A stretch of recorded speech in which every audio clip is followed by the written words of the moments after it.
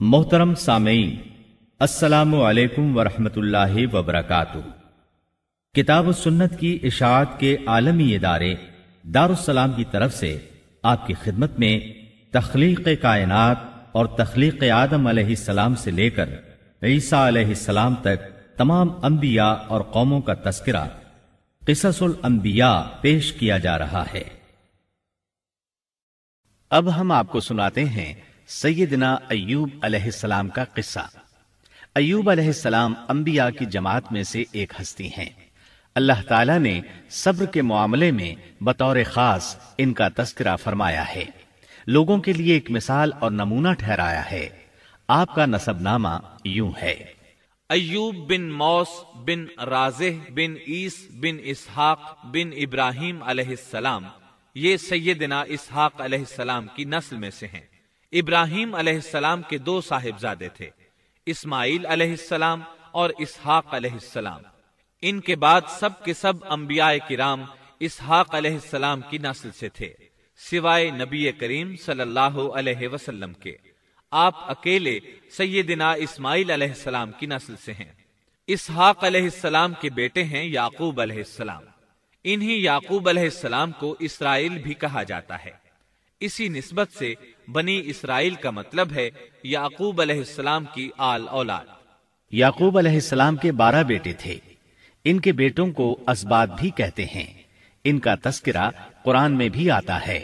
اب سوال یہ ہے کہ جن اسباط کا تذکرہ قرآن مجید میں انبیاء کرام علیہم السلام کے ساتھ کیا گیا ہے، کیا وہ یعقوب علیہ السلام کے بیٹے تھے یا ان بیٹوں کی اولاد میں سے تھے؟ اکثر علماء کرام نے یہ اشارہ دیا ہے کہ اسباط لفظ سے جن انبیاء کرام علیہم السلام کی طرف اشارہ کیا گیا ہے وہ یعقوب علیہ السلام کے بیٹے نہیں ہیں، اس لیے کہ انہوں نے تو یوسف علیہ السلام کے قتل کی کوشش کی تھی، اپنے والد سے جھوٹ بولا تھا، ایسے اور بھی غلط کام کیے تھے، تو ان حرکات کے کرنے والے انبیاء نہیں ہو سکتے، جبکہ اسباط سے مراد وہ انبیاء کرام ہوں گے جو ان بیٹوں کی نسل سے آئے ہوں گے۔ بنی اسرائیل کے 12 قبیلے تھے اور قبیلے کو سبط بھی کہتے ہیں، اس لیے انہیں اسباط بھی کہا جاتا ہے، یعنی بنی اسرائیل ان قبیلوں میں تقسیم ہو گئے۔ اسی طرح سیدنا ایوب علیہ السلام سیدنا اسحاق علیہ السلام کی اولاد میں سے ہوئے۔ سورہ انعام آیت 84 میں اللہ فرماتے ہیں: وَمِن ذُرِّيَّتِهِ دَاوُودَ وَسُلَيْمَانَ وَأَيُّوبَ وَيُوسُفَ وَمُوسَى وَهَارُونَ، اور اس کی اولاد میں سے داود اور سلیمان اور ایوب اور یوسف اور موسیٰ اور ہارون۔ تو یہ سب کے سب سیدنا ابراہیم علیہ السلام کی نسل سے تھے۔ ایوب علیہ السلام بھی اللہ تعالیٰ کے نبی اور رسول تھے۔ سورۃ النساء آیت 163 میں اللہ تعالیٰ فرماتے ہیں: إِنَّا أَوْحَيْنَا إِلَيْكَ كَمَا أَوْحَيْنَا إِلَى إِبْرَاهِيمَ وَإِسْمَاعِيلَ وَإِسْحَاقَ وَيَعْقُوبَ وَالْأَسْبَاطِ وَعِيسَى وَأَيُّوبَ وَيُونُسَ وَهَارُونَ وَسُلَيْمَانَ وَآتَيْنَا دَاوُودَ زَبُورًا۔ یقیناً ہم نے آپ کی طرف اسی طرح وحی کی ہے جیسا کہ نوح اور ان کے بعد والے نبیوں کی طرف کی، اور ہم نے وحی کی ابراہیم اور اسماعیل اور اسحاق اور یعقوب اور ان کی اولادوں پر، اور عیسیٰ اور ایوب اور یونس اور ہارون اور سلیمان کی طرف، اور ہم نے داود کو زبور عطا فرمائی۔ اللہ تعالیٰ نے ان سب انبیاء کرام علیہم السلام کی طرف وحی فرمائی، اور ایوب علیہ السلام بھی ان رسولوں میں سے ایک ہیں۔ اللہ تعالیٰ نے آپ کو آپ کی قوم سوران کی طرف مبعوث فرمایا۔ یہ قوم ملک شام میں رہائش پذیر تھی۔ آپ بہت زیادہ مالدار تھے۔ اللہ تعالیٰ نے آپ کو بہت زیادہ نعمتوں سے نوازا تھا۔ آپ کے پاس بے شمار مویشی تھے، لا تعداد نوکر چاکر تھے۔ اللہ نے آپ کو بہت سی زرعی زمین بھی عطا فرمائی تھی۔ آپ تاجر بھی تھے۔ تجارت کا سلسلہ دور دور تک پھیلا ہوا تھا۔ اللہ تعالیٰ نے آپ کو کثیر اولاد بھی عطا فرمائی تھی۔ آپ کے ہاں 7 بیٹے اور 7 بیٹیاں تھیں۔ آپ خود بھی صحت مند اور طاقتور تھے۔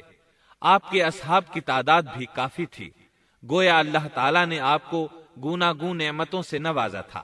آپ روئے زمین پر نعمتوں سے مالا مال شخص تھے۔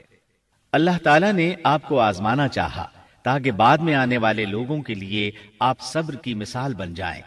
آخر صبر کا مرحلہ شروع ہو گیا۔ آپ کا سب مال و متاع ہلاک ہو گیا، یہاں تک کہ آپ فقیر ہو گئے۔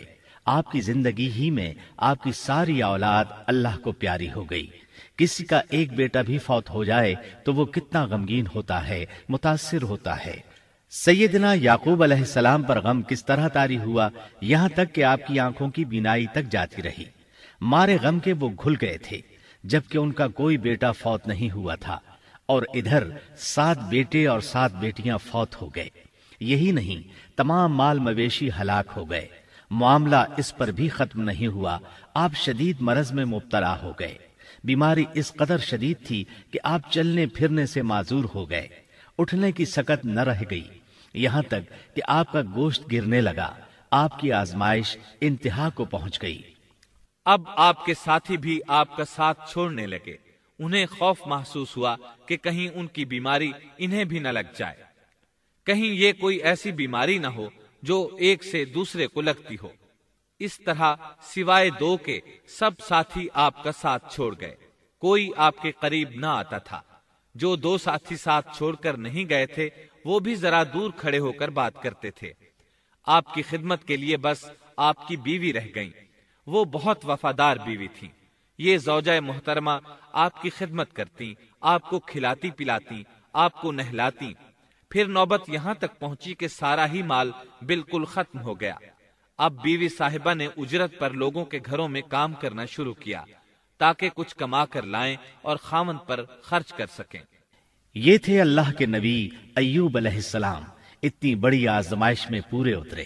آزمائش بھی 1-2 ماہ نہیں، پورے 12 برس جاری رہی، اور ایک قول کے مطابق 18 برس جاری رہی۔ آپ اس دوران مجسمہ صبر بنے رہے۔ آپ نے کبھی کسی سے شکوہ تک نہ کیا، یہاں تک کہ کبھی زوجہ محترمہ سے بھی شکوہ نہ کیا۔ سال ہا سال اسی حالت پر گزر گئے۔ ایک بار آپ کی بیوی نے عرض کرنے کی ذرا ہمت کی اور کہا، آپ اللہ کے رسول ہیں، اگر اللہ کے حضور دعا کریں تو وہ آپ کی بیماری کو ختم فرما دیں گے، آپ کی حالت کو بدل دیں گے۔ بیوی صاحبہ کے یہ کہنے کے باوجود آپ نے بیماری کے ختم ہونے کی دعا نہ کی، نہ یہ کہا یا اللہ مجھے رزق کی فراوانی عطا فرما۔ بس رضائے الہی پر راضی رہے، تقدیر الہی پر خوش رہے۔ آپ نے بیوی سے فرمایا، ذرا بتاؤ تو ہم کتنا عرصہ خوشحالی اور فراوانی میں رہے ہیں، کتنا عرصہ ہم ناز و نعمت میں رہے ہیں؟ انہوں نے جواب دیا، 80 سال۔ یہ سن کر آپ نے فرمایا، مجھے اللہ تعالیٰ سے دعا کرتے حیا آتی ہے، جتنا عرصہ خوشحالی میں رہا اتنا عرصہ بیماری اور تنگ دستی میں نہیں گزرا، اس لیے میں ابھی یہ دعا نہیں کروں گا کہ وہ مجھے شفا عطا کر دے یا میری اس حالت کو بدل دے، وافر رزق عطا کرے، جب تک مجھ پر 80 سال نہ گزر جائیں۔ جس طرح میں 80 سال ناز و نعمت کی بہاریں دیکھتا رہا، اسی طرح 80 سال تک میں اسی حالت پر صبر کا دامن تھامے رہوں گا، تندرستی کا سوال نہیں کروں گا۔ آپ کے اس جواب پر بیوی صاحبہ مایوس ہو گئیں، اس لیے کہ انہیں تو بیماری کے ختم ہونے کی اور اچھے دنوں کے دوبارہ آنے کی امید تھی۔ آپ کی بات سن کر وہ بولیں، تب یہ آزمائش کی گھڑی کب ختم ہوگی؟ چونکہ اس بات سے اللہ تعالیٰ کی ناشکری ہوتی تھی، اس لیے ایوب علیہ السلام ناراض ہو گئے۔ انہوں نے اللہ کے نام کی قسم کھائی کہ اگر اللہ تعالیٰ نے مجھے شفا عطا فرمائی تو میں انہیں 100 کوڑے ماروں گا۔ دوسری طرف نوبت یہاں تک پہنچی کہ لوگوں نے آپ کی بیوی صاحبہ کو کام دینے سے انکار کرنا شروع کر دیا۔ ان کا خیال تھا کہیں ان کے شوہر کی بیماری انہیں بھی نہ لگ جائے۔ وہ سمجھتے تھے کہ ایوب علیہ السلام کی بیماری چھوت کی ہے، لہٰذا یہ بیماری ان کی بیوی کے واسطے سے انہیں بھی لگ سکتی ہے۔ جب معاملہ یہاں تک پہنچ گیا تب آپ نے ایک چھوٹی سی بات کہی، اس میں بھی کوئی واضح دعا نہیں تھی، جبکہ اس وقت سے بڑھ کر دعا کے لیے کون سا وقت ہو سکتا تھا۔ آپ کی اس بات کو اللہ تعالیٰ نے قرآن مجید میں بیان فرمایا ہے۔ سورہ انبیاء آیت 83 میں ہے، وَأَيُّوبَ إِذْ نَادَى رَبَّهُ أَنِّي مَسَّنِيَ الضُّرُّ وَأَنْتَ أَرْحَمُ الرَّاحِمِينَ۔ اور ایوب کی اس حالت کو یاد کرو جبکہ اس نے اپنے پروردگار کو پکارا کہ مجھے یہ بیماری لگ گئی ہے اور تو رحم کرنے والوں سے زیادہ رحم کرنے والا ہے۔ مجھے آزمائش نے آ لیا ہے اور تو ارحم الراحمین ہے۔ مطلب یہ کہ آپ نے واضح الفاظ میں دعا نہیں فرمائی، یہ نہیں فرمایا الہی مجھے تندرستی عطا فرما، الہی مجھے رزق عطا فرما اور میری حالت ایسی ایسی ہو گئی ہے، تو رحیم و کریم ہے، بلکہ یوں کہا وَأَنْتَ أَرْحَمُ الرَّاحِمِينَ، عرض کیا میری نسبت میری حالت کو تو ہی بہتر جاننے والا ہے۔ اللہ تعالیٰ نے دوسری آیت میں آپ کی حالت کو اس طرح بیان کیا ہے۔ سورہ صاد آیت 41 میں اللہ تعالیٰ فرماتے ہیں وَاذْكُرْ عَبْدَنَا أَيُّوبَ إِذْ نَادَى رَبَّهُ أَنِّي مَسَّنِيَ الشَّيْطَانُ بِنُصْبٍ وَعَذَابٍ۔ اور ہمارے بندے ایوب کا بھی ذکر کر جبکہ اس نے اپنے رب کو پکارا کہ مجھے شیطان نے رنج اور دکھ پہنچایا ہے۔ گویا آپ نے اس بیماری اور مصیبت کو اللہ تعالیٰ کی طرف منسوب نہیں فرمایا، بلکہ اللہ تعالیٰ کو اس سے مبرہ و پاک ٹھہرایا اور اسے شیطان کی طرف منسوب کیا۔ یوں نہیں کہا اللہ تو نے مجھے مصیبت میں ڈال دیا، بلکہ اس کو غیر اللہ یعنی شیطان کی جانب منسوب کیا۔ حدیث میں بھی اسی طرح آتا ہے وَالشَّرُّ لَيْسَ إِلَيْكَ، برائی تیری طرف سے نہیں ہے۔ آپ نے اپنی حالت کو بھی ایسے ہی پیش کیا اور یوں عرض کیا أَنِّي مَسَّنِيَ الضُّرُّ وَأَنْتَ أَرْحَمُ الرَّاحِمِينَ۔ اللہ تعالیٰ نے آپ کی التجا کو اسی لمحے شرف قبولیت سے نوازا۔ کتنے ہی موقع ایسے آئے تھے کہ اس سے قبل بھی آپ دعا کر سکتے تھے اور وہ قبول ہو جاتی، لیکن آپ نے صبر کا دامن تھامے رکھا۔ اسی لیے مدتوں سے ضرب المثل چلی آ رہی ہے صبر ایوب۔ جب آپ نے اپنے پروردگار سے اس انداز میں دعا مانگی تو اللہ تعالیٰ نے ان سے آزمائش ختم کر دی۔ اللہ تعالیٰ سورہ صاد آیت 42 میں فرماتے ہیں اركض برجلك هذا مغتسل بارد وشراب، اپنا پاؤں مارو، یہ نہانے اور پینے کے لیے ٹھنڈا پانی ہے۔ جب انہوں نے پاؤں زمین پر مارا تو پانی کا چشمہ جاری ہو گیا۔ علماء کرام کہتے ہیں جب انہوں نے اس پانی سے غسل کیا تو جسم کے بیرونی حصے سے بیماری ختم ہو گئی، اور جو ہی پانی پیا جسم کے اندرونی حصے کی بیماری ختم ہو گئی، اور یہ اللہ عز و جل کا عظیم احسان ہے۔ پھر سے بالکل تندرست بن گئے، ان کی صحت و توانائی لوٹ آئی، ایسے صحت مند ہو گئے جیسے پہلے کبھی ہوا کرتے تھے۔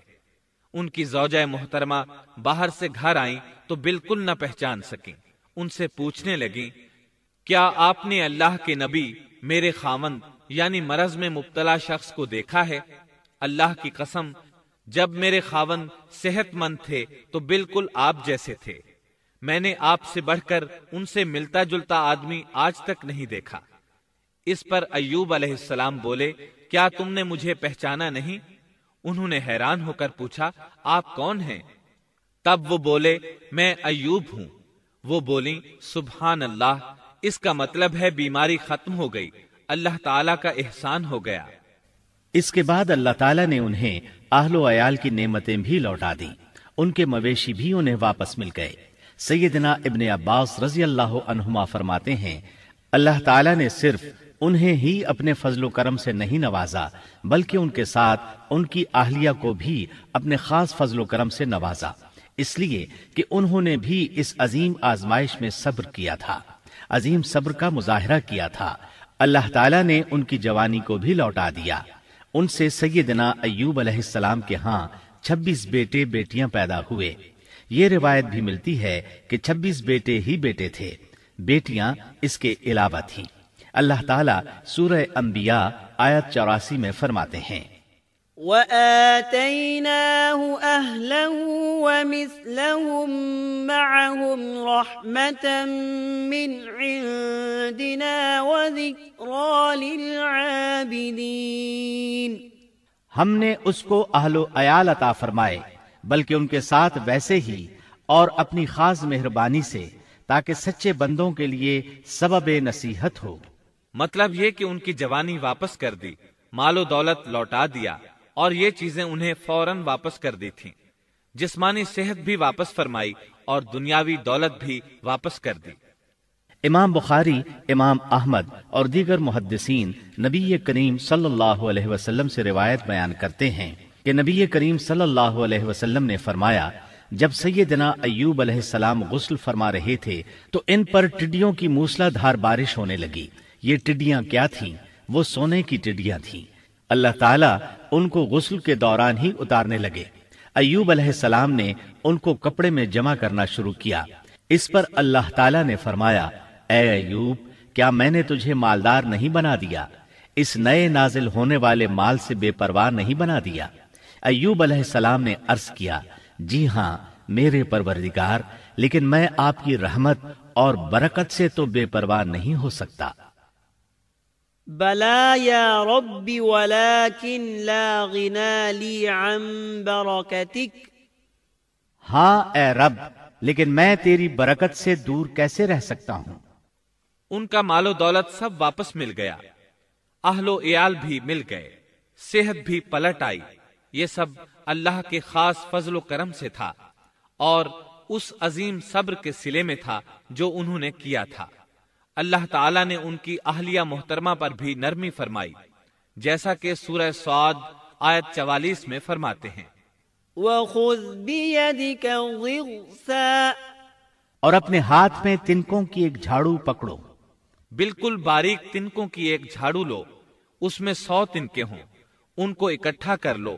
اس کے بعد فرمایا، فَاضْرِبْ بِهِ وَلَا تَحْنَثْ، جھاڑو سے اسے مار اور قسم کے خلاف نہ کر۔ مطلب یہ کہ ایوب علیہ السلام نے اپنی بیوی کو 100 کوڑے مارنے کی قسم کھائی تھی۔ اللہ نے یہ تدبیر سمجھائی کہ 100 تنکوں کا جھاڑو لے کر ایک بار انہیں مارو اور قسم پوری کرو، قسم کی خلاف ورزی نہ کرو۔ اس طرح آپ کی قسم بھی پوری ہو جائے گی اور بیوی کو بھی تکلیف نہیں پہنچے گی۔ تو اس طرح اللہ تعالیٰ نے ان کی زوجہ محترمہ پر خاص مہربانی فرمائی۔ اللہ سورہ انبیاء آیت 83 اور 84 میں فرماتے ہیں، وَأَيُّوبَ إِذْ نَادَى رَبَّهُ أَنِّي مَسَّنِيَ الضُّرُّ وَأَنْتَ أَرْحَمُ الرَّاحِمِينَ فَاسْتَجَبْنَا لَهُ فَكَشَفْنَا مَا بِهِ مِنْ ضُرٍّ وَآتَيْنَاهُ أَهْلَهُ وَمِثْلَهُمْ مَعَهُمْ رَحْمَةً مِّنْ عِنْدِنَا وَذِكْرَىٰ لِلْعَابِدِينَ۔ ایوب کی اس حالت کو یاد کرو جبکہ اس نے اپنے پروردگار کو پکارا کہ مجھے یہ بیماری لگ گئی ہے اور تو رحم کرنے والوں سے زیادہ رحم کرنے والا ہے۔ تو ہم نے ان کی سن لی اور جو دکھ انہیں تھا اسے دور کر دیا اور انہیں اہل و عیال عطا کر دیے، بلکہ ان کے ساتھ اپنی مہربانی سے ویسے ہی اور عطا کر دیے تاکہ سچے بندوں کے لیے نصیحت کا سبب ہو۔ اسی طرح اللہ تعالی سورہ صاد آیت 41 تا 44 میں فرماتے ہیں، وَاذْكُرْ عَبْدَنَا أَيُّوبَ إِذْ نَادَى رَبَّهُ أَنِّي مَسَّنِيَ الشَّيْطَانُ بِنُصْبٍ وَعَذَابٍ ارْكُضْ بِرِجْلِكَ هَذَا مُغْتَسَلٌ بَارِدٌ وَشَرَابٌ وَوَهَبْنَا لَهُ أَهْلَهُ وَمِثْلَهُم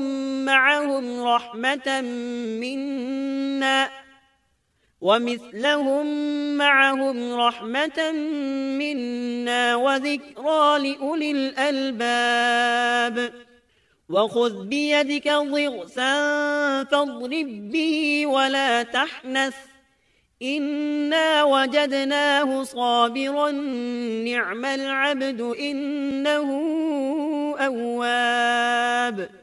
اور ہمارے بندے ایوب کا بھی ذکر کیجئے جب انہوں نے اپنے رب کو پکارا کہ مجھے شیطان نے رنج اور دکھ پہنچایا ہے، اپنا پاؤں مارو، یہ پینے اور نہانے کے لیے ٹھنڈا پانی ہے، اور ہم نے انہیں ان کا پورا کنبہ عطا فرمایا، بلکہ اس کے ساتھ اپنی خاص رحمت سے اور عقل مندوں کی نصیحت کے لیے اتنا ہی اور بھی عطا کر دیا۔ اور اپنے ہاتھ میں تنکوں کی ایک جھاڑو لے کر مار دیں اور قسم کے خلاف نہ کریں، سچ تو یہ ہے کہ ہم نے اسے بڑا صابر بندہ پایا، وہ بہت نیک تھے اور بہت ہی رغبت رکھنے والے تھے۔ یہ ذکر تھا سیدنا ایوب علیہ السلام کا جو اختتام کو پہنچا۔ اب ہم شروع کرتے ہیں یونس علیہ السلام کا قصہ۔ یونس علیہ السلام ایک عظیم اور کریم نبی تھے۔ ان کا قصہ قرآن کریم میں ایک انوکھا قصہ ہے۔ آپ کے والد کا نام متا تھا اور آپ سیدنا ابراہیم علیہ السلام کی نسل سے تھے۔ آپ کا ایک نام ذُنُّون بھی ہے، یعنی مچھلی والے۔ ان-نون کا مطلب ہے مچھلی۔ اسی طرح آپ کو صاحب الحوت بھی کہا جاتا ہے۔ اللہ تعالیٰ نے آپ کو ان سب ناموں سے پکارا ہے۔ آپ کو ایک عظیم بستی کی طرف مبعوث کیا گیا۔ اس بستی کا نام نینوا تھا۔ یہ عراق کے شمال میں واقع تھی، موصل کے بالمقابل تھی۔ ان دونوں کے درمیان دریائے دجلہ واقع تھا۔ موصل دریائے دجلہ کے کنارے واقع تھا، جبکہ اس کے بالکل سامنے نینوا کی بستی تھی۔ امام ابن کثیر رحمت اللہ علیہ نے نینوا کے بارے میں اور ان آثار و باقیات کے بارے میں لکھا ہے جو ان کے زمانے میں موجود تھیں۔ وہاں کچھ بت تھے جو اوندھے منہ گرے پڑے تھے۔ اللہ تبارک و تعالی نے یونس علیہ السلام کو نینوا کی طرف رسول بنا کر بھیجا۔ سورۃ الصافات آیت 139 میں ہے، وَإِنَّ يُونُسَ لَمِنَ الْمُرْسَلِينَ، اور بے شک یونس رسولوں میں سے تھے۔ آگے اللہ آیت 147 میں فرماتے ہیں، وَأَرْسَلْنَاهُ إِلَى 100,000 أَوْ يَزِيدُونَ، اور ہم نے اسے 100,000 بلکہ اور زیادہ آدمیوں کی طرف بھیجا۔ یعنی ان کی تعداد 100,000 سے زیادہ تھی۔ رہا یہ سوال کہ لاکھ سے کتنے زیادہ تھے، اکثر علماء کرام نے وضاحت کی ہے کہ وہ 100,000 سے قریباً 20,000 زیادہ تھے۔ اس طرح بستی والوں کی تعداد 1,20,000 تھی، اور یہ سب کے سب کفر پر تھے۔ یونس علیہ السلام انہیں سال ہر سال دعوت دیتے رہے، لیکن وہ اپنے کفر ہی پر ڈٹے رہے۔ پھر انہوں نے سیدنا یونس علیہ السلام پر ظلم و جبر شروع کر دیا، انہیں دھمکیاں دیں، مصائب و آلام سے دوچار کیا۔ مطلب یہ کہ جس طرح دوسرے انبیاء کرام کے ساتھ کیا گیا، ان کے ساتھ بھی وہی سلوک ہوا۔ آخر آپ نے اپنی قوم کو اللہ کے عذاب سے آگاہ کرتے ہوئے اعلان فرما دیا کہ فلاں دن تم پر عذاب آ جائے گا۔ پھر خود غصے کی حالت میں اس بستی سے نکل گئے، جبکہ اللہ تعالیٰ نے انہیں متعین دن کی مہلت دینے کی اجازت تو دی تھی، لیکن اس بستی سے نکل جانے کا حکم نہیں دیا تھا۔ جب آپ نے انہیں یہ مہلت سنائی تو خود غصے کی حالت میں بستی سے نکل گئے۔ سورہ انبیاء آیت 87 میں اللہ تعالیٰ فرماتے ہیں، وَذَنُّونِ إِذ ذَّهَبَ مُغَاضِبًا فَظَنَّ أَن لَّن نَّقْدِرَ عَلَيْهِ، مچھلی والے کو یاد کرو جبکہ وہ غصے سے چل دیا اور خیال کیا کہ ہم اسے نہ پکڑ سکیں گے۔ اس آیت کی تفسیر میں امام رازی رحمہ اللہ لکھتے ہیں، جس نے یہ گمان کیا کہ اللہ تعالیٰ اسے پکڑنے کی قدرت نہیں رکھتا، وہ آدمی کافر ہے۔ سیدنا امیر معاویہ رضی اللہ عنہ سے روایت ہے، انہوں نے سیدنا ابن عباس رضی اللہ عنہما سے کہا، آج رات قرآن کریم کی چند آیات کے معانی میں میں الجھ کر رہ گیا ہوں، مجھے کوئی راستہ سجھائی نہیں دے رہا کہ اس الجھن سے کس طرح نکلوں۔ مجھے بس آپ ایسے نظر آتے ہیں جو ان آیات کا مطلب بتا سکتے ہیں، کم از کم میں ان آیات کی تفسیر اور تعبیر نہیں سمجھ سکا۔ ابن عباس رضی اللہ عنہما نے پوچھا وہ کون سی آیات ہیں؟ سیدنا امیر معاویہ رضی اللہ عنہ کہنے لگے یونس علیہ السلام کا یہ خیال کرنا کہ اللہ تعالیٰ ان پر قدرت نہیں رکھتے، یہ سن کر سیدنا ابن عباس رضی اللہ عنہما نے فرمایا اس سے مراد یہ نہیں، یہ لفظ قدر یہاں تنگی کے معنی میں آیا ہے، قدرت اور طاقت رکھنے کے معنی میں نہیں۔ اللہ تعالیٰ نے قدر بمعنی تنگی اور قدر بمعنی قدرت دونوں کا استعمال کیا ہے۔ تنگی کے معنی کی مثال سورۃ الطلاق آیت نمبر 7 میں ہے، وَمَن قُدِرَ عَلَيْهِ رِزْقُهُ فَلْيُنفِقْ مِمَّا آتَاهُ اللَّهُ، اور جس پر اس کے رزق کی تنگی کی گئی ہو اسے چاہیے کہ جو کچھ اللہ تعالیٰ نے اسے دے رکھا ہے اسی میں سے اپنی حیثیت کے مطابق دے۔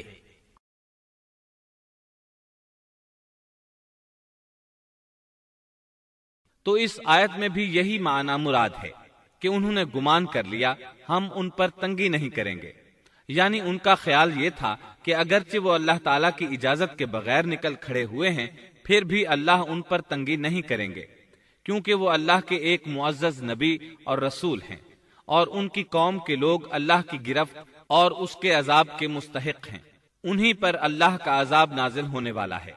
اس عذاب کی خبر انہیں پہلے ہی سنا دی گئی ہے اور مہلت دے دی گئی ہے، مگر وہ خود اگرچہ اللہ کی اجازت کے بغیر ہی چلے آئے ہیں پھر بھی انہیں سرزنش نہیں کی جائے گی اور وہ کسی گرفت میں نہیں آئیں گے، اللہ تعالیٰ ان کے لیے کوئی تنگی نہیں فرمائیں گے۔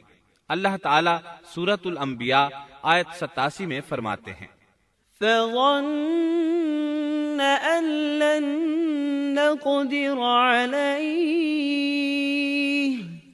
اس نے خیال کیا کہ ہم اسے پکڑ نہیں سکیں گے، مطلب یہ کہ ہم انہیں کوئی سزا نہیں کریں گے اور ان پر کسی طرح کی تنگی نہیں کریں گے، اور وہ سمندر کی طرف چل دیے۔ انہی دنوں میں عذاب الہی کی کچھ علامات نینوا بستی پر ظاہر ہونا شروع ہو گئیں۔ ایک بہت بڑا سیاہ بادل ان کی طرف بڑھنے لگا، اس بادل میں آگ کے شعلے دکھائی دینے لگے۔ ان لوگوں نے یہ بادل ان متعین دنوں میں سے پہلے ہی دن دیکھ لیا۔ اس کو دیکھتے ہی وہ سمجھ گئے کہ جس طرح سیدنا یونس علیہ السلام نے انہیں آگاہ کیا تھا یہ عذاب ان پر نازل ہو کر رہے گا، اور جو عذاب سیدنا لوط علیہ السلام کی قوم پر آیا تھا وہ اس کے بارے میں بھی اچھی طرح جانتے تھے۔ وہ بستی ان کی بستی کے قریب ہی تھی، اس لیے وہ ڈر گئے۔ ان کے سردار جمع ہوئے اور کہنے لگے، جیسے تم سے پہلے لوگوں پر عذاب اترا کرتے تھے تم پر بھی یہ نازل ہو کر رہے گا، جلدی کرو سب جمع ہو جاؤ۔ چنانچہ انہوں نے اس بات پر اتفاق کر لیا کہ سیدنا یونس علیہ السلام نے بالکل سچ فرمایا تھا۔ اللہ کی قسم یہ بالکل وہی عذاب ہے، تم اللہ کے عذاب سے نجات نہیں پا سکو گے۔ اس سے بچنے کی ایک ہی صورت ہے کہ تم ایمان لے آؤ اور توبہ کر لو۔ اس طرح وہ سب کے سب ایمان لے آئے، لیکن سیدنا یونس علیہ السلام وہاں موجود نہیں تھے۔ ان کی عدم موجودگی میں یہ سب کے سب یعنی 1,20,000 افراد ایمان لے آئے۔ انہوں نے پیون لگے کپڑے پہنے اور اللہ کے حضور عاجزی، انکساری اور آہوزاری شروع کر دی، رونے لگے، اللہ سے بخشش مانگنے لگے، پھر اسی حالت زار میں باہر کھلے میدان کی طرف نکل آئے۔ ان کے سرداروں نے سب کو الگ الگ کر دیا، یہاں تک کہ ماں اور بیٹے کو بھی جدا کر دیا۔ سب اپنی اپنی جگہ پر یعنی ماں اپنی جگہ پر اور بیٹا اپنی جگہ پر آہوزاری کرنے لگے تاکہ ان پر اللہ تعالیٰ کی رحمت نازل ہو جائے۔ یہ عذاب 3 دن تک ان کے سروں پر منڈلاتا رہا، اور یہ بھی مسلسل آہوزاری کرتے رہے، اپنی عاجزی ظاہر کرتے رہے، معافیاں مانگتے رہے۔ آخرکار اللہ تعالیٰ نے ان پر رحم و کرم فرما دیا اور عذاب کو ان سے پھیر دیا۔ اللہ تعالیٰ سورہ یونس آیت 98 میں فرماتے ہیں، فلولا كانت قرية آمنت فنفعها إيمانها إلا قوم يونس، چنانچہ کوئی بستی ایمان نہ لائی کہ ایمان لانا اس کے لیے فائدہ مند ہوتا سوائے یونس کی قوم کے۔ مطلب یہ کہ سابقہ امتوں میں سے کسی کے بارے میں یہ سننے میں نہیں آیا کہ پوری قوم ایمان لے آئی ہو، تمام بستیوں میں ایک بھی بستی ایسی نہیں تھی، بس ایک یونس علیہ السلام کی قوم ایمان لے آئی۔ اللہ تعالیٰ سورہ یونس آیت 98 میں فرماتے ہیں، لما آمنوا كشفنا عنهم عذاب الخزي في الحياة الدنيا ومتعناهم إلى حين۔ جب وہ ایمان لے آئے تو ہم نے رسوائی کے عذاب کو دنیاوی زندگی میں ان پر سے ٹال دیا اور ان کو ایک وقت تک کے لیے زندگی سے فائدہ اٹھانے کا موقع دیا۔ مطلب یہ کہ ہم نے انہیں دنیاوی زندگی کا لطف اٹھانے کا موقع دیا۔ اب اس قوم پر قیامت کے دن تک عذاب نہیں اترے گا۔ علامہ ابن کثیر رحمت اللہ علیہ فرماتے ہیں، اس آیت کریمہ کا مفہوم یہ ہے کہ کسی بستی کے تمام باشندے کسی نبی پر کبھی ایمان نہیں لائے، یا تو سب نے کفر کیا یا پھر اکثر نے کفر کیا، لیکن یونس علیہ السلام کی قوم واحد ایسی قوم ہے جو تمام کی تمام عذاب الہی کے آثار دیکھ کر ایمان لے آئی۔ سابقہ ادوار میں جتنی بھی بستیاں گزری ان میں اہل ایمان کے ساتھ یا تو کفار رہے ہیں یا ان میں منافقین بھی رہے ہیں، سوائے یونس علیہ السلام کی قوم کے وہ سب کے سب کافر تھے، پھر سب کے سب ایمان لے آئے۔ یہ اللہ تعالیٰ کے عجائبات میں سے ہے اور اس کی قدرت اور رحمت کی نشانیوں میں سے ہے۔ اب دوسری طرف کی سنیے، یونس علیہ السلام کو کچھ معلوم نہیں تھا کہ ان کی قوم کے ساتھ کیا ہوا۔ آپ تو غصے کی حالت میں بستی سے نکل کر سمندر کی طرف چلے آئے تھے۔ آپ ایک کشتی کی طرف آئے، اس میں سواریاں اور ساز و سامان لدا ہوا تھا۔ اللہ تعالیٰ سورۃ الصافات آیت 140 میں فرماتے ہیں، اذ ابق الى الفلك المشحون، جب وہ بھاگ کر بھری کشتی پر پہنچے۔ کشتی روانہ ہوئی، موجیں اٹھیں، سمندر میں طغیانی آئی، یوں لگتا تھا کہ بس ابھی غرق ہوئے۔ کہنے لگے بوجھ ہلکا کرو، اپنا ساز و سامان سمندر میں پھینک دو۔ چنانچہ انہوں نے اپنا اپنا ساز و سامان سمندر میں پھینک دیا۔ اس طرح کشتی کچھ ہلکی ہو گئی، لیکن ضرورت کے مطابق ہلکی نہ ہو سکی۔ اب وہ کہنے لگے کسی کو سمندر میں گرانا ضروری ہے تاکہ کشتی مزید ہلکی ہو جائے، ورنہ یہ ڈوب جائے گی۔ جلدی کرو، قرع ڈالو۔ جس کے نام کا قرع نکلتا جائے اسے سمندر میں گراتے جاؤ اور بار بار یہ عمل دہراتے جاؤ یہاں تک کہ کشتی ہلکی ہو جائے۔ چنانچہ قرع ڈالا گیا۔ سب سے پہلے یونس علیہ السلام کا نام نکلا۔ سب کہنے لگے نہیں، یہ تو ایسے نہیں ہیں، ان کے چہرے پر تو سجدوں کے نشانات ہیں، انہیں رہنے دو، پھر قرع ڈالو۔ چنانچہ پھر قرع ڈالا گیا، پھر انہی کا نام نکلا۔ سب نے تعجب کیا۔ تیسری مرتبہ پھر قرع ڈالا گیا، اس بار پھر یونس علیہ السلام ہی کا نام نکلا۔ اللہ تعالیٰ سورۃ الصافات آیت 141 میں فرماتے ہیں، فساهم فكان من المدحضين، پھر قرآن اندازی ہوئی تو یہ مغلوب ہو گئے۔ ہر بار انہی کا نام نکلا۔ آخر کار ان لوگوں نے انہیں پکڑ کر سمندر میں گرا دیا۔ فالتقمه الحوت، تو پھر انہیں مچھلی نے نگل لیا۔ حوت بڑی مچھلی کو کہتے ہیں۔ اللہ تعالیٰ نے حوت کو القاء فرمایا، انہیں کھانا نہیں، نہ ان کے جسم کو کوئی گزند پہنچے۔ یہ اس مچھلی کو اللہ تعالیٰ کے احکامات تھے۔ اللہ تعالیٰ سورۃ الصافات آیت 142 میں فرماتے ہیں، فالتقمه الحوت وهو مليم، تو پھر انہیں مچھلی نے نگل لیا اور وہ خود اپنے آپ کو ملامت کرنے لگے۔ یعنی وہ سمجھ گئے کہ بار بار جو ان کا نام قرآن اندازی میں نکلتا رہا ہے تو وہی مقصود ہیں۔ چنانچہ خود کو ملامت کرنے لگے، اور یہ ملامت توبہ کی ابتدا ہے کہ انسان خود کو ملامت کرتا ہے۔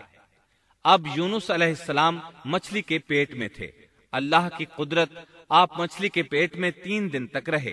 بعض روایات میں 7 دن اور زیادہ سے زیادہ مدت 40 روز آئی ہے۔ آپ نے مچھلی کے پیٹ میں اللہ تعالیٰ کو پکارا۔ اللہ سورۃ الانبیاء آیت 87 میں فرماتے ہیں، فنادى في الظلمات، آخر کار وہ اندھیروں کے اندر سے پکار اٹھے۔ علماء نے یہاں 3 اندھیروں کا ذکر کیا ہے۔ مچھلی کے پیٹ کا اندھیرا، سمندر کا اندھیرا اور رات کا اندھیرا، گویا ان پر یہ سارے اندھیرے اکٹھے ہو گئے تھے۔ اللہ سورۃ الصافات آیت 143 اور 144 میں فرماتے ہیں، فلولا أنه كان من المسبحين للبث في بطنه إلى يوم يبعثون۔ پس اگر یہ پاکی بیان کرنے والوں میں سے نہ ہوتے تو لوگوں کے اٹھائے جانے کے دن تک اس کے پیٹ ہی میں رہتے۔ مطلب یہ کہ اگر آپ اللہ تبارک و تعالی کی تسبیح نہ بیان کرتے تو مچھلی کے پیٹ ہی میں رہتے۔ آپ نے دعا نہیں مانگی بلکہ اللہ عز و جل کی تسبیح بیان کی۔ روایات میں یوں بھی آتا ہے کہ جب مچھلی آپ کو سمندر کی اتھاہ گہرائی میں لے گئی تو آپ وہاں آبی مخلوقات کی تسبیحات کی آوازیں سننے لگے، گویا اللہ تعالی نے انہیں القاء فرمایا کہ آپ بھی تسبیح کریں۔ اللہ سورۃ الانبیاء آیت 87 میں فرماتے ہیں، فنادى في الظلمات أن لا إله إلا أنت سبحانك إني كنت من الظالمين۔ بالآخر وہ اندھیروں کے اندر سے پکار اٹھا کہ الہی تیرے سوا کوئی معبود نہیں، تو پاک ہے، بے شک میں ظالموں میں ہو گیا۔ چنانچہ یونس علیہ السلام نے اس تسبیح کے الفاظ کو یوں ادا فرمایا، لا إله إلا أنت سبحانك إني كنت من الظالمين۔ امام احمد، امام ترمذی، امام نسائی اور دیگر ائمہ رحمہم اللہ نے یہ حدیث نقل کی ہے کہ یونس علیہ السلام کی وہ دعا جو انہوں نے مچھلی کے پیٹ میں مانگی تھی وہ یہی ہے، لا إله إلا أنت سبحانك إني كنت من الظالمين۔ جو بھی مسلمان یہ دعا اپنی کسی حاجت میں مانگے گا اللہ تعالیٰ اس کی دعا ضرور قبول فرمائے گا۔ یہ دعائے مستجاب ہے، مقبول دعاؤں میں سے ہے۔ اسی دعا کے بعد اللہ تعالیٰ نے یونس علیہ السلام کو اس پریشانی سے نجات عطا فرمائی۔ اللہ سورۃ الانبیاء آیت 88 میں فرماتے ہیں، فاستجبنا له ونجيناه من الغم وكذلك ننجي المؤمنين۔ تو ہم نے اس کی پکار سن لی اور اسے غم سے نجات دے دی، اور ہم ایمان والوں کو اسی طرح بچا لیا کرتے ہیں۔ ایک صحابی نے نبی کریم صلی اللہ علیہ وسلم سے پوچھا، اے اللہ کے رسول صلی اللہ علیہ وسلم، یونس علیہ السلام نے جو دعا مچھلی کے پیٹ میں مانگی کیا وہ صرف انہی کے لیے تھی یا ان کے بعد اہل ایمان کے لیے بھی ہے؟ تو آپ نے فرمایا، یہ دعا یونس علیہ السلام کے لیے خاص تھی اور سب اہل ایمان کے لیے عام ہے۔ کیا تم نے اللہ تعالیٰ کا یہ فرمان نہیں سنا؟ وَكَذَلِكَ نُنْجِي الْمُؤْمِنِينَ۔ اور ہم ایمان والوں کو اسی طرح بچا لیا کرتے ہیں۔ جو بھی اس دعا کو پڑھے گا اللہ اسے رنج و غم سے نجات دیں گے۔ ایک قول کے مطابق تقریباً 40 روز آپ کی شب و روز یہی دعا رہی۔ اس مدت کے ختم ہونے پر اللہ تعالیٰ نے آپ کی دعا کو قبولیت بخشی۔ مچھلی ساحل پر پہنچی، انہیں کنارے پر ڈالا اور واپس چلی گئی۔ اس بات کو اللہ تعالیٰ نے سورۃ الصافات آیت 145 میں یوں بیان فرمایا ہے، فَنَبَذْنَاهُ بِالْعَرَاءِ وَهُوَ سَقِيمٌ۔ پس اسے ہم نے چٹیل میدان میں ڈال دیا اور وہ اس وقت بیمار تھے۔ آپ وہاں اسی طرح لیٹے رہے۔ پھر اللہ کی قدرت سے آپ کے قریب ایک بیلدار درخت اگا، جیسا کہ سورۃ الصافات آیت 146 میں ہے، وَأَنبَتْنَا عَلَيْهِ شَجَرَةً مِّن يَقْطِينٍ۔ اور اس پر سایہ کرنے والا ایک بیلدار درخت ہم نے اگا دیا۔ اس کدو کے درخت کے متعلق مورخین کا کہنا ہے کہ اللہ تعالیٰ نے اس درخت کا انتخاب اس لیے فرمایا تھا کہ اس درخت کے پتے چوڑے ہوتے ہیں، ان کے سائے میں انہیں ڈھانپ دیا گیا تاکہ ہوا سے اذیت نہ پہنچے، اس لیے کہ ان کے جسم سے جلد اتر گئی تھی۔ پھر اس درخت سے خوشکن خوشبو بھی آتی تھی، اس خوشبو نے انہیں فرحت بخشی۔ پھر کدو کی خوشبو میں ایک خصوصیت یہ تھی کہ حشرات الارض کو دور رکھتی ہے۔ اللہ تعالیٰ نے انہی خصوصیات کی وجہ سے اس بیلدار درخت کا انتخاب فرمایا تھا تاکہ آپ ہر طرح کی تکلیف سے محفوظ رہیں۔ یہ ہے اللہ کی قدرت، سبحان اللہ۔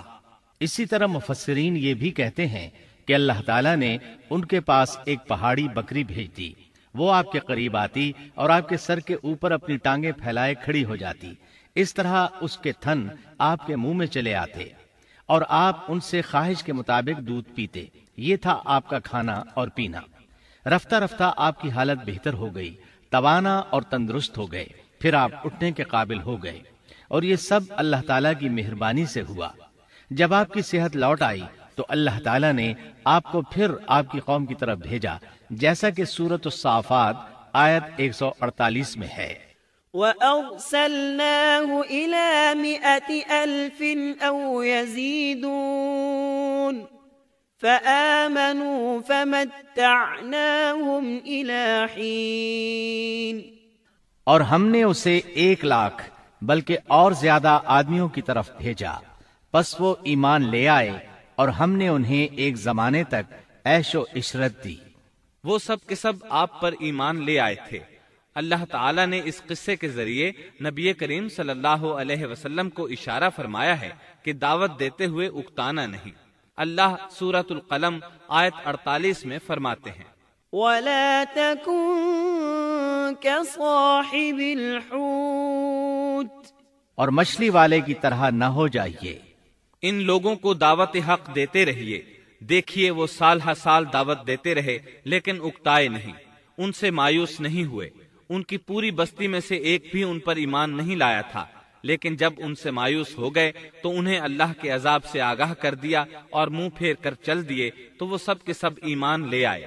اللہ تعالی سورۃ القصص آیت 56 میں فرماتے ہیں، إنك لا تهدي من أحببت ولكن الله يهدي من يشاء۔ آپ جسے چاہیں ہدایت نہیں دے سکتے، بلکہ اللہ تعالیٰ ہی جسے چاہتا ہے ہدایت دیتا ہے۔ اس قصے میں بہت بڑا سبق ہے کہ کسی بھی حالت میں اللہ کی رحمت سے مایوس نہیں ہونا چاہیے اور نہ ہدایت کے معاملے میں اپنی ذات پر بھروسہ کرنا چاہیے۔ ہدایت تو بس صرف اللہ تعالیٰ ہی کی طرف سے ہے، آپ کے ذمے تو پیغام حق پہنچا دینا ہے۔ اللہ سبحانہ و تعالیٰ کے ذمے ہدایت سے نوازنا ہے۔ اللہ تعالیٰ نے انہیں پاک صاف بنا دیا، انہیں چن لیا۔ اللہ خود ہی سورۃ القلم آیت 50 میں وضاحت فرماتے ہیں، فاجتباه ربه فجعله من الصالحين۔ اسے اس کے رب نے پھر نوازا اور اسے نیک لوگوں میں کر دیا۔ امام مسلم نے ایک حدیث روایت کی ہے کہ نبی کریم صلی اللہ علیہ وسلم نے فرمایا، لا ينبغي لعبد ان يقول انا خير من يونس بن متى۔ تم میں سے کوئی شخص ہرگز یہ نہ کہے کہ میں یعنی محمد یونس بن متیٰ سے بہتر ہوں، یعنی یوں نہ کہے کہ میں سیدنا یونس علیہ السلام سے افضل ہوں۔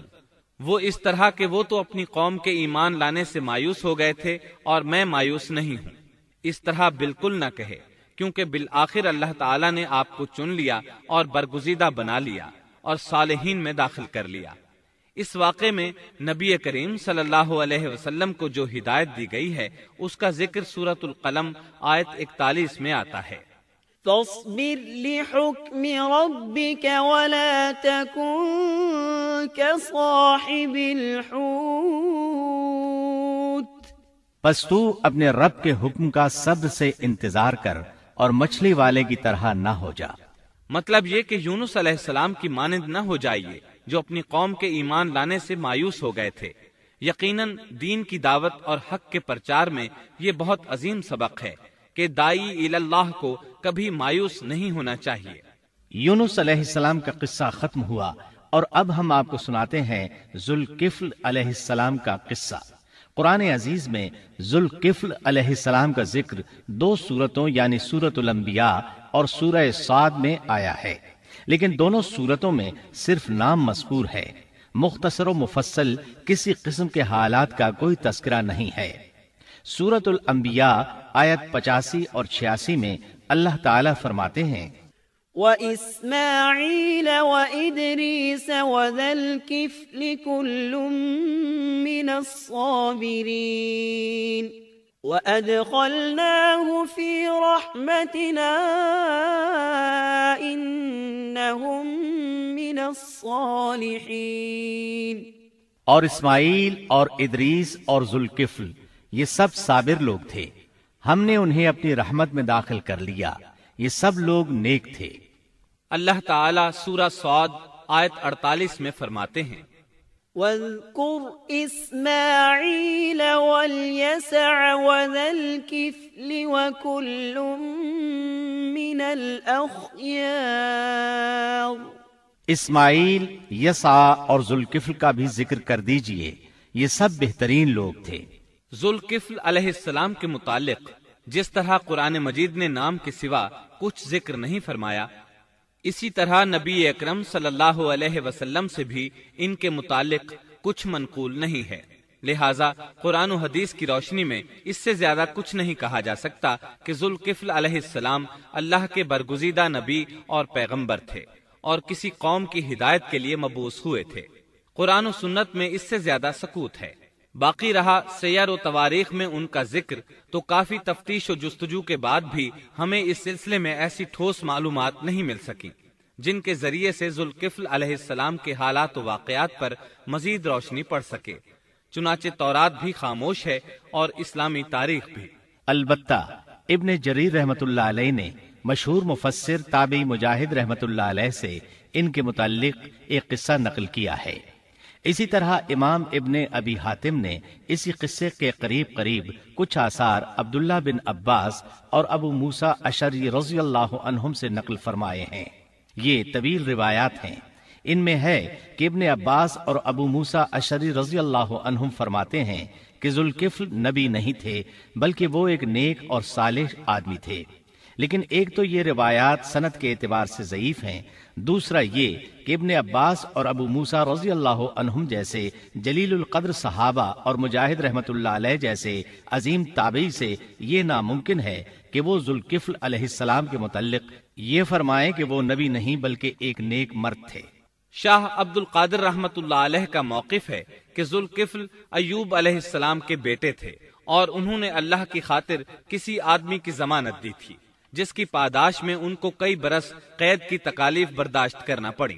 چنانچہ شاہ صاحب اپنی تفسیر موضح القرآن میں لکھتے ہیں کہ ذوالکفل ایوب علیہ السلام کے بیٹے تھے، ایک شخص کے ضامن ہو کر کئی برس قید رہے اور اللہ کی خاطر یہ مشقت سہی۔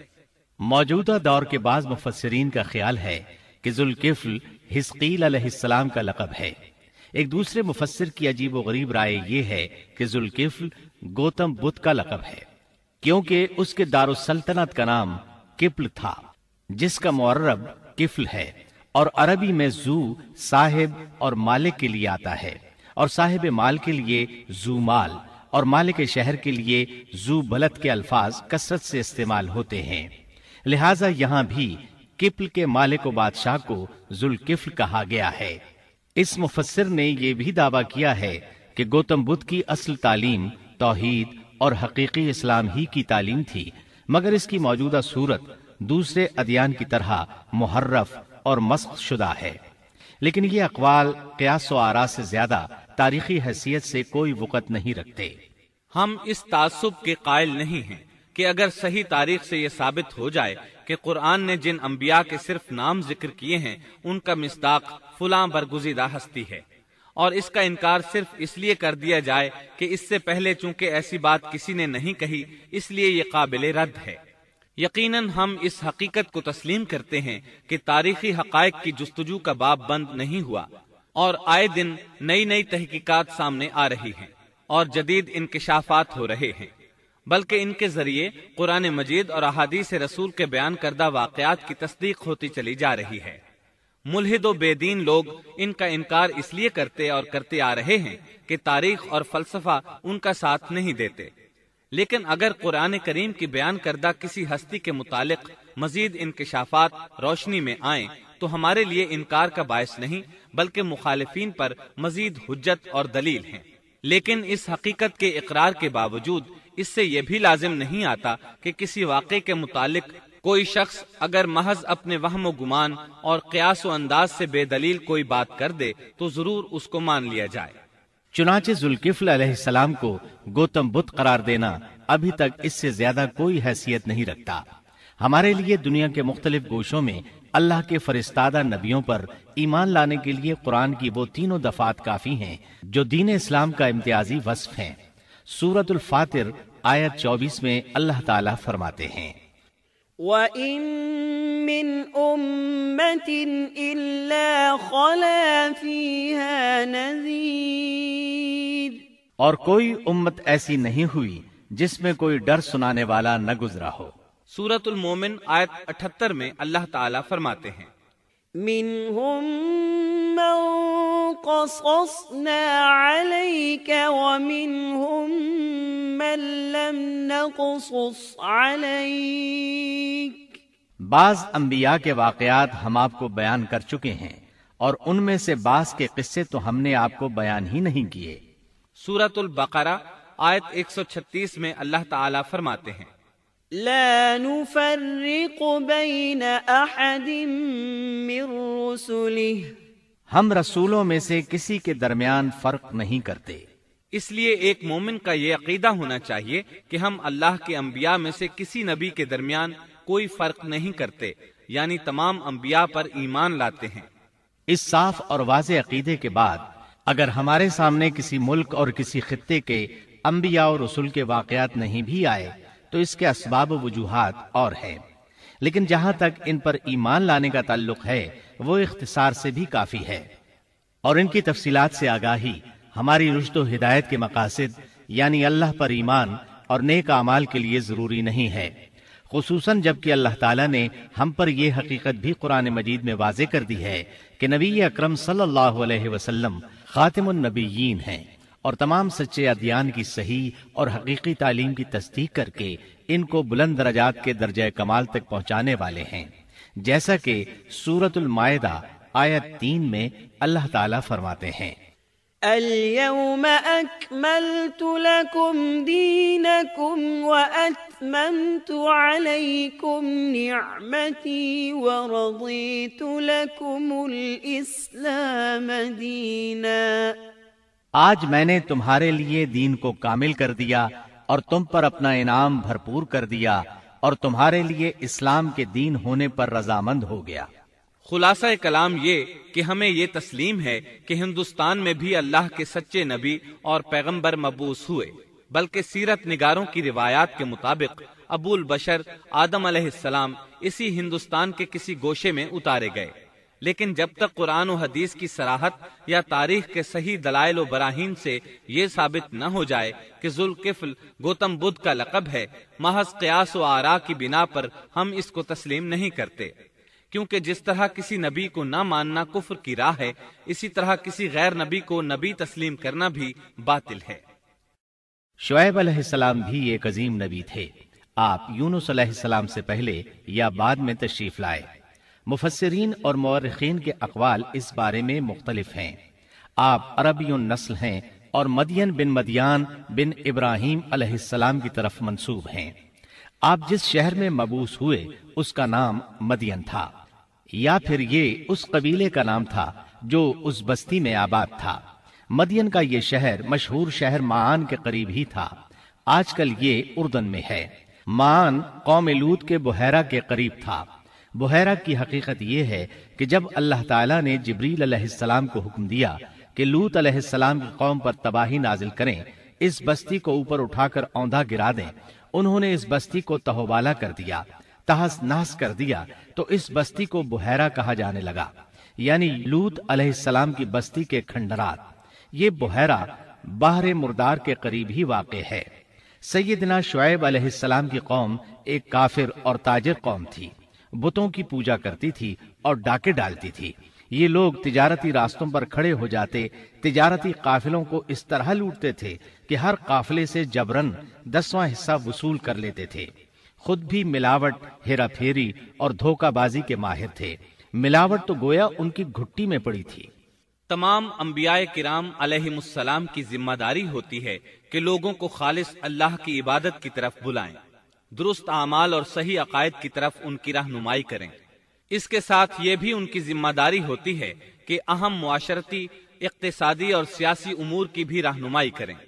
حقیقت یہ ہے کہ تمام انبیاء کرام کا طریقہ یہی تھا کہ جہاں کہیں قوم میں کوئی ٹیڑھا پن دیکھتے اس کی اصلاح فرمانے کی کوشش کرتے، عبادت اور عقیدے کی اصلاح کرنے کے ساتھ ساتھ دوسری خرابیوں کا بھی سامنا کرتے جو اس قوم میں پائی جاتی تھی۔ اہل مدین میں ملاوٹ کا رجحان سب سے بڑھ کر تھا، ماپ تول میں کمی کرتے تھے۔ اس کے ساتھ اس قوم میں درختوں کی عبادت کرنے کا رجحان بھی پایا جاتا تھا، وہ درختوں کے پجاری تھے۔ اسی لیے اللہ تعالیٰ نے سورۃ الحجر آیت 78 میں فرمایا ہے، وَإِن كَانَ أَصْحَابُ الْأَيْكَةِ لَظَالِمِينَ، اور بے شک ایکا والے بھی بڑے ظالم تھے۔ اسی طرح سورۃ الشعراء آیت 176 میں باری تعالیٰ فرماتے ہیں، كَذَّبَ أَصْحَابُ الْأَيْكَةِ الْمُرْسَلِينَ، ایکا والوں نے بھی رسولوں کو جھٹلایا۔ اس قوم نے تو صرف شعیب علیہ السلام کی تکذیب کی تھی، پھر اللہ تعالیٰ نے رسولوں کی تکذیب کیوں فرمایا؟ اس کا جواب یہ ہے کہ ایک رسول اور نبی کی تکذیب تمام انبیاء کرام کی تکذیب ہے، کیونکہ سب انبیاء کرام کی دعوت ایک ہے، سب کے سب ایک ہی دعوت دیتے رہے ہیں، سب کا ایک ہی اعلان تھا، أَنِ اعْبُدُوا اللَّهَ وَاتَّقُوهُ وَأَطِيعُونِ، تم اللہ کی عبادت کرو اور اسی سے ڈرو اور میرا کہنا مانو۔ یہ تھی تمام انبیاء کرام کی دعوت۔ اللہ سورۃ الاعراف آیت 59 میں فرماتے ہیں، اعبدوا اللہ ما لکم من الہ غیرہ، تم اللہ کی عبادت کرو، اس کے سوا تمہارا کوئی معبود نہیں۔ مطلب یہ کہ تمام انبیاء کی دعوت ایک ہی تھی۔ اب جو آدمی صرف ایک نبی کو جھٹلاتا ہے، اس کی تعلیمات سے کفر کرتا ہے، تو گویا وہ سب کو جھٹلاتا ہے، سبھی کی تعلیمات سے انکار کرتا ہے۔ یہی وجہ ہے کہ اللہ تعالیٰ نے فرمایا، ایکا والوں نے رسولوں کو جھٹلایا، باوجود اس کے کہ انہوں نے صرف ایک رسول کو جھٹلایا تھا۔ شعیب علیہ السلام نے قوم کو دعوت دینی شروع کی۔ اللہ تعالیٰ سورہ اعراف آیت 85 میں فرماتے ہیں، وَإِلَى مَدْيَنَ أَخَاهُمْ شُعَيْبًا قَالَ يَا قَوْمِ اعْبُدُوا اللَّهَ مَا لَكُمْ مِنْ إِلَٰهٍ غَيْرُهُ قَدْ جَاءَتْكُمْ بَيِّنَةٌ مِّن رَّبِّكُمْ، اور ہم نے مدین کی طرف ان کے بھائی شعیب کو بھیجا۔ انہوں نے فرمایا، اے میری قوم، تم اللہ کی عبادت کرو، اس کے سوا تمہارا کوئی معبود نہیں، تمہارے پاس تمہارے پروردگار کی طرف سے واضح دلیل آ چکی ہے۔ سب کے سب انبیاء کرام معجزات کے ساتھ تشریف لائے ہیں۔ اگر معجزات نہ ہوتے تو لوگوں کو کیسے پہچان ہوتی کہ وہ حق پر ہیں؟ معجزات نہ ہوتے تو ہم ایک سچے نبی اور نبوت کے جھوٹے مدعی کے درمیان فرق کیسے کر سکتے تھے؟ نبی برحق تو معجزات لے کر آتا ہے، دنیا میں کوئی نبی ایسا نہیں آیا جو معجزات لے کر نہ آیا ہو۔ معجزے کی تعریف میں علماء لکھتے ہیں، المعجزة امر خارق للعادة شيء لا يستطيعه البشر وليس من صنع البشر۔ معجزہ اس خلاف عادت امر کو کہتے ہیں جو انسانوں کی طاقت سے بالا ہو اور اس میں کسی آدمی کا عمل دخل نہ ہو، یعنی جس کو پیش کرنے سے انسان عاجز ہوں۔ عاجز کرنے والی وہی چیز ہوتی ہے جو زمینی قوانین اور ضوابط کے خلاف ہو، مثلا مردوں کا زندہ کرنا، پہاڑوں کو چیر کر اونٹنی کا نکل آنا، لاٹھی کا سانپ بن جانا، چاند کا 2 ٹکڑے ہونا اور دیگر معجزات۔ مختصر یہ کہ جو نبی دنیا میں تشریف لائے کوئی نہ کوئی معجزہ ضرور ساتھ لائے تاکہ لوگ ان کی سچائی پر ایمان لے آئیں۔ اگر کوئی شخص نبوت کا دعویٰ کرے اور ہاتھ کی صفائی سے کوئی شعبدہ دکھائے تو وہ معجزہ نہیں ہے۔ معجزہ ہونے کے لیے چند شرائط ہیں۔ نمبر 1، وہ کام خلاف عادت ہو، قوانین فطرت کو توڑنے والا ہو۔ نمبر 2، اس کام کو اللہ کسی نبی یا رسول کے ہاتھوں پر ظاہر کرے۔ نمبر 3، عورتوں سے ظاہر نہ ہو، اس لیے کہ انبیاء سب کے سب مرد تھے۔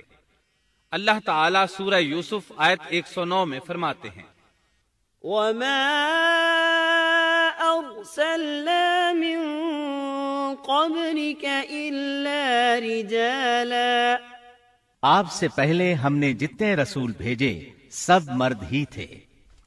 نمبر 4، اس معجزے سے وہ دوسروں کو چیلنج بھی کرے کہ مخالفین میں سے کوئی ایسا کر کے دکھائے، چاہے سب مل کر دکھائیں، مطلب یہ کہ وہ معجزہ سب کے لیے چیلنج ہو۔ شعیب علیہ السلام نے بھی اپنے معجزے کے ذریعے اپنی قوم کو چیلنج کیا۔ اللہ تعالیٰ ان کی زبان سے سورہ آراف آیت 85 میں فرماتے ہیں، قد جاءتكم بينة من ربكم، تمہارے پاس تمہارے رب کی طرف سے واضح دلیل آ چکی ہے۔ شعیب علیہ السلام ایسے واضح اور روشن امور ان کے سامنے پیش کرتے ہیں کہ جن پر عمل پیرا ہو کر وہ دنیا و آخرت میں فلاح پا سکتے تھے۔ سورۃ الاعراف آیت 85 میں ہے، فَأَوْفُوا الْكَيْلَ وَالْمِيزَانَ وَلَا تَبْخَسُوا النَّاسَ أَشْيَاءَهُمْ وَلَا تُفْسِدُوا فِي الْأَرْضِ بَعْدَ إِصْلَاحِهَا ذَلِكُمْ خَيْرٌ لَكُمْ إِن كُنتُم مُؤْمِنِينَ۔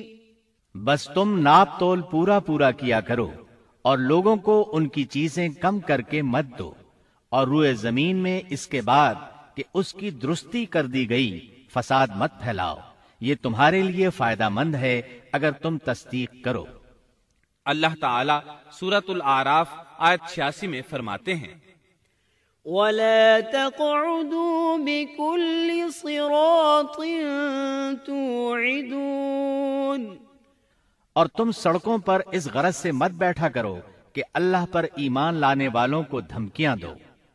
مطلب یہ کہ تمام تجارتی راستوں میں کٹوتیاں کرنے کے لیے نہ بیٹھا کرو، اگر وہ تمہیں رقوم ادا نہیں کرتے تو تم انہیں دھمکیاں دیتے ہو، جیسا کہ سورۃ الاعراف آیت 86 میں ہے، وَلَا تَقْعُدُوا بِكُلِّ صِرَاطٍ تُوعِدُونَ وَتَصُدُّونَ عَن سَبِيلِ اللَّهِ مَنْ آمَنَ بِهِ وَتَبْغُونَهَا عِوَجًا، اور تم سڑکوں پر اس غرض سے نہ بیٹھو کہ اللہ پر ایمان لانے والوں کو دھمکیاں دو اور اللہ کی راہ سے روکو اور اس میں کجی تلاش کرنے میں لگے رہو۔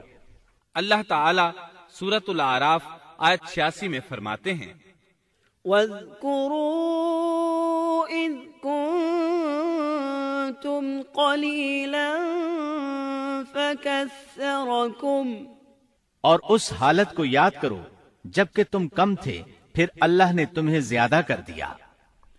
ان کی تعداد بالکل تھوڑی سی تھی، اللہ نے بڑی تیزی سے ان کی تعداد میں اضافہ کر دیا، لیکن جب انہوں نے شعیب علیہ السلام کی بات کو نہ مانا تو ان کا انجام کیا ہوا؟ اللہ تعالیٰ سورۃ الاعراف آیت 86 میں فرماتے ہیں، وَانظُرُوا كَيْفَ كَانَ عَاقِبَةُ الْمُفْسِدِينَ، اور دیکھو کیسا انجام ہوا فساد کرنے والوں کا۔ لوط علیہ السلام کی قوم چونکہ ان کے قریب ہی تھی اس لیے ان کے انجام سے ڈرایا جا رہا ہے۔ قوم لوط کا واقعہ ان کے ہاں مشہور تھا۔ شعیب علیہ السلام کی دعوت کا تذکرہ سورہ ہود آیت 88 میں ہے کہ شعیب علیہ السلام نے اپنی قوم کو مخاطب کر کے فرمایا، ان اريد الا الاصلاح ما استطعت، میرا ارادہ تو اپنی طاقت بھر اصلاح کرنے ہی کا ہے، دائی حضرات پر صرف اپنی بساط کے مطابق پیغام پہنچا دینا ہوتا ہے۔ لوگوں کو ایمان لانے پر مجبور کرنا انبیاء اور دائی حضرات کے مشن میں شامل نہیں ہے۔ اللہ تعالی سورۃ الغاشیہ آیت 22 میں فرماتے ہیں، لست علیہم بمسیطر، آپ ان پر محاسب نہیں ہیں۔ مطلب یہ کہ آپ انہیں ایمان لانے اور راہ راست پر چلانے کے لیے مجبور نہیں کر سکتے۔ آپ کے ذمے یہی امر ہے کہ آپ ان کی اصلاح کرنے کی کوشش کریں۔ سورہ ہود آیت 88 میں ہے، ان اريد الا الاصلاح ما استطعت وما توفيقي الا بالله عليه توكلت واليه انيب۔ میرا ارادہ تو اپنی طاقت بھر اصلاح کرنے کا ہی ہے، میری توفیق اللہ ہی کی مدد سے ہے، اسی پر میرا بھروسہ ہے اور اسی کی طرف میں رجوع کرتا ہوں۔ جب شعیب علیہ السلام نے انہیں ان باتوں کی طرف دعوت دی تو انہوں نے کفر کیا، آپ کو جھٹلایا، بلکہ یوں کہنے لگے، قالوا يا شعيب أصلاتك تأمرك أن نترك ما يعبد آباؤنا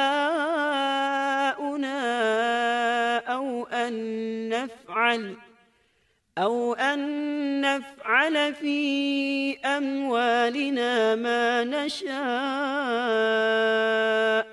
انہوں نے جواب دیا کہ اے شعیب، کیا تیری نماز تجھے یہی حکم دیتی ہے کہ ہم اپنے باپ دادوں کے معبودوں کو چھوڑ دیں اور ہم اپنے مالوں میں جو کچھ چاہیں اس کا کرنا بھی چھوڑ دیں؟ آج بھی بعض لوگوں کا یہی حال ہے۔ وہ سمجھتے ہیں دین کا مطلب ہے مسجدوں کی حد تک عبادت کر لو، سیاسی اور معاشرتی زندگی میں دین کی کوئی ضرورت نہیں سمجھتے۔ ان معاملات کو دین سے الگ چیز تصور کرتے ہیں، کہتے ہیں بس جی یہ تو دنیا کے مشاغل ہیں۔ یہی حال تھا شعیب علیہ السلام کی قوم کا۔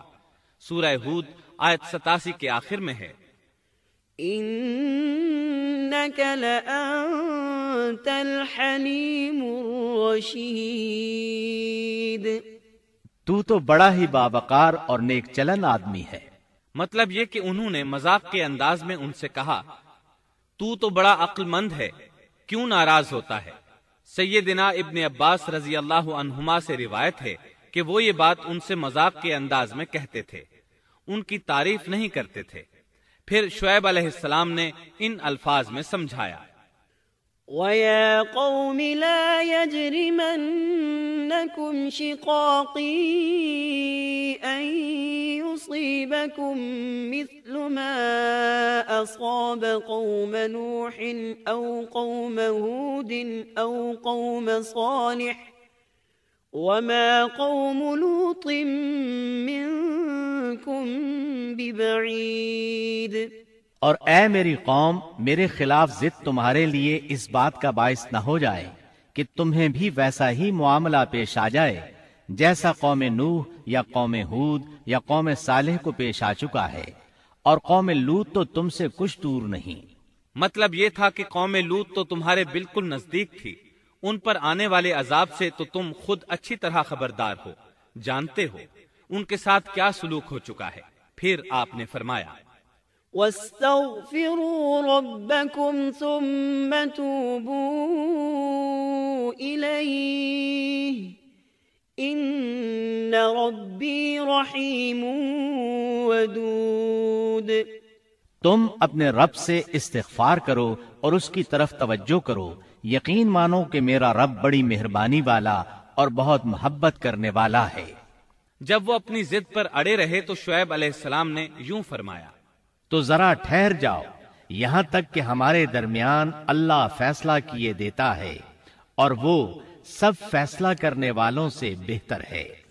پہلے تو عام واعظ و نصیحت فرمائی، جب قوم نہ سمجھی تو انہیں سابقہ ہلاک شدہ قوموں کی مثالیں دی، ڈرایا کہ کہیں تمہیں بھی ایسے ہی عذابوں سے دوچار نہ ہونا پڑے، لیکن انہوں نے کسی بات کا اثر نہ لیا، الٹا یوں کہنے لگے، انما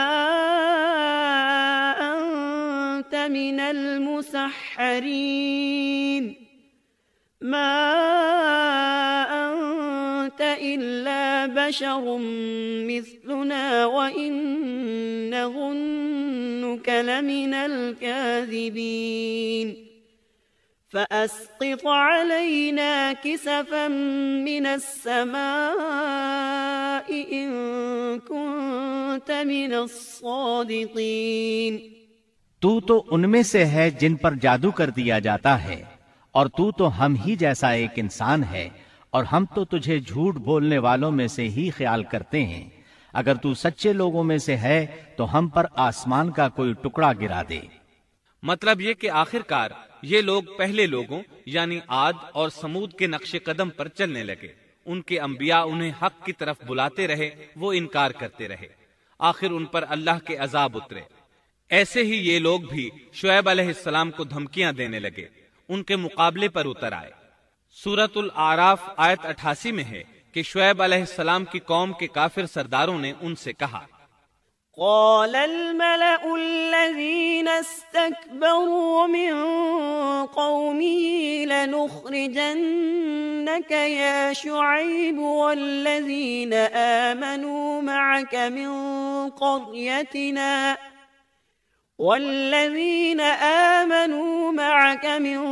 قريتنا أو لتعودن في ملتنا قال أولو كنا كارهين۔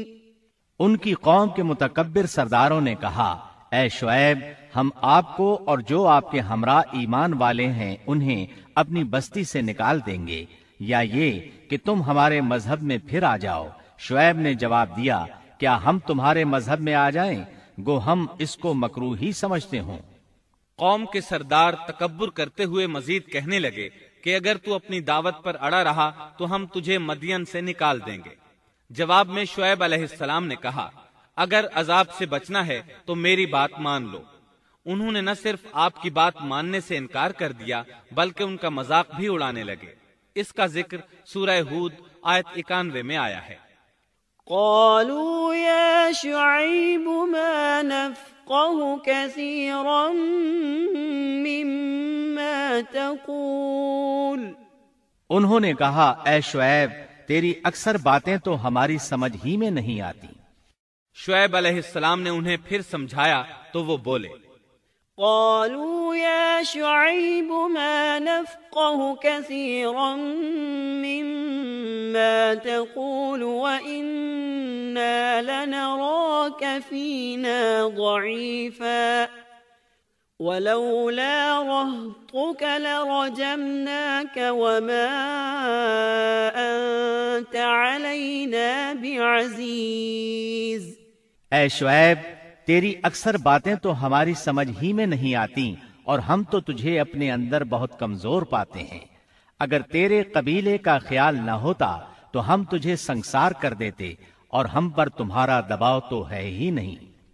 اس پر آپ نے فرمایا، یا قوم ارہطی اعز علیکم من اللہ۔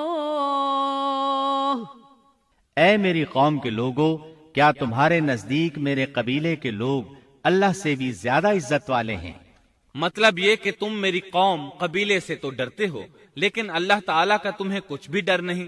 اس موقع پر انہوں نے اپنی قوم کو یوں خبردار کیا، وَيَا قَوْمِ اعْمَلُوا عَلَى مَكَانَتِكُمْ إِنِّي عَامِلٌ سَوْفَ تَعْلَمُونَ مَن يَأْتِيهِ عَذَابٌ يُخْزِيهِ وَمَنْ هُوَ كَاذِبٌ وَارْتَقِبُوا إِنِّي مَعَكُمْ رَقِيبٌ۔ اے میری قوم، اب تم اپنی جگہ عمل کیے جاؤ، میں بھی عمل کر رہا ہوں۔ بہت جلد تمہیں معلوم ہو جائے گا کہ کس کے پاس وہ عذاب آتا ہے جو اسے رسوا کر دے، اور کون ہے جو جھوٹا ہے۔ تم بھی انتظار کرو، میں بھی تمہارے ساتھ انتظار کرتا ہوں۔ پھر آپ نے دعا فرمائی، اے اللہ، میرے اور میری قوم کے درمیان فیصلہ کر دے۔ ادھر قوم کے لوگ انہیں بستی سے نکالنے اور سنسار کرنے کی دھمکیاں دینے لگے۔ آپ کی دعا کے الفاظ سورہ آراف آیت 99 میں آئے ہیں۔ ربنا افتح بيننا وبين قومنا بالحق وأنت خير الفاتحين۔ اے ہمارے پروردگار، ہمارے اور ہماری قوم کے درمیان حق کے موافق فیصلہ کر دے، اور تو سب سے اچھا فیصلہ کرنے والا ہے۔ آخر کار فیصلے کی گھڑی آ پہنچی۔ اللہ تعالیٰ نے سیدنا شعیب علیہ السلام اور ان پر ایمان لانے والوں کو نجات عطا فرمائی، اور ان کی قوم پر عجیب و غریب عذاب نازل ہونا شروع ہوا، اور عذاب صرف ایک ہی قسم کا نہیں تھا، کئی نوعیتوں اور شکلوں میں آیا۔ اللہ سبحانہ و تعالی ہمیں اپنی قدرت کی نشانیاں دکھاتے ہیں کہ قوم عاد کس طرح تند و تیز ہواؤں سے تباہ کی گئی، جبکہ شعیب علیہ السلام کی قوم کو اس کے بالکل برعکس عذاب دیا گیا۔ اللہ تعالیٰ نے ہوا کو روک لیا، حالت ایسی ہو گئی کہ ہوا بالکل نہ چلی، گرمی اور حرارت تیز ہو گئی۔ پھر اللہ تعالیٰ نے بستی سے باہر ایک بادل بھیجا، اس کے نیچے سایہ تھا، بچے، بوڑھے، جوان اور عورتیں سبھی اس سائے میں جگہ پانے کے لیے بھاگے تاکہ گرمی سے بچ سکیں۔ آخر بادل کے نیچے پہنچ کر بیٹھ گئے۔ جو ہی سب وہاں پہنچ کر بیٹھے، ان کے نیچے کی زمین ہلنے لگی، ہچکولے کھانے لگی، یہاں تک کہ زلزلہ شروع ہو گیا، سب گھٹنوں کے بل گرتے چلے گئے۔ اسی وقت جبریل علیہ السلام تشریف لائے اور ایسی زوردار چیخ ماری کہ اس چیخ کی شدت کی تاب نہ لاتے ہوئے سب کے سب وہیں ڈھیر ہو گئے۔ اللہ تعالیٰ سورۃ الشعراء آیت 189 میں فرماتے ہیں، فَأَخَذَهُمْ عَذَابُ يَوْمِ الظُّلَّةِ، پس انہیں سائبان والے دن کے عذاب نے پکڑ لیا۔ جب انہوں نے سائے اور ہوا کو گم پایا تو بادل کو دیکھتے ہی اس کے سائے کی طرف لپکے، لیکن اس میں تو عذاب تھا، اور انہوں نے یہی تو کہا تھا، فَأَسْقِطْ عَلَيْنَا كِسَفًا مِّنَ السَّمَاءِ إِن كُنتَ مِنَ الصَّادِقِينَ۔ اگر تم سچے لوگوں میں سے ہو تو ہم پر آسمان کا کوئی ٹکڑا گرا دو۔ بس اللہ تعالیٰ نے آسمان سے ایسا ہی عذاب بھیج دیا۔ اللہ سورہ آراف آیت 91 میں فرماتے ہیں، فَأَخَذَتْهُمُ الرَّجْفَةُ فَأَصْبَحُوا فِي دَارِهِمْ جَاثِمِينَ۔ پس انہیں زلزلے نے آ پکڑا، سو وہ اوندھے کے اوندھے پڑے رہ گئے۔ اللہ تعالیٰ مزید فرماتے ہیں، سورہ ہود آیت 94 تا 95 میں ہے، وَلَمَّا جَاءَ أَمْرُنَا نَجَّيْنَا شُعَيْبًا وَالَّذِينَ آمَنُوا مَعَهُ بِرَحْمَةٍ مِّنَّا وَأَخَذَتِ الَّذِينَ ظَلَمُوا الصَّيْحَةُ فَأَصْبَحُوا فِي دِيَارِهِمْ جَاثِمِينَ كَأَن لَّمْ يَغْنَوْا فِيهَا أَلَا بُعْدًا لِّمَدْيَنَ كَمَا بَعِدَتْ ثَمُودُ۔ جب ہمارا عذاب آ پہنچا، ہم نے شعیب کو اور ان کے ساتھ تمام مسلمانوں کو اپنی خاص رحمت سے نجات بخشی، اور ظالموں کو سخت چنگھاڑ نے آ پکڑا جس سے وہ اپنے گھروں میں اوندھے پڑے رہ گئے، گویا کہ وہ ان گھروں میں کبھی بسے ہی نہ تھے۔ آگاہ رہو، مدین والوں کے لیے بھی ویسی ہی پھٹکار ہے جیسی پھٹکار سمود پر پڑی۔ شعیب علیہ السلام اور ان پر ایمان لانے والے ان لوگوں سے دور کھڑے تھے، وہ ان کی طرف حسرت بھری نگاہوں سے دیکھ رہے تھے۔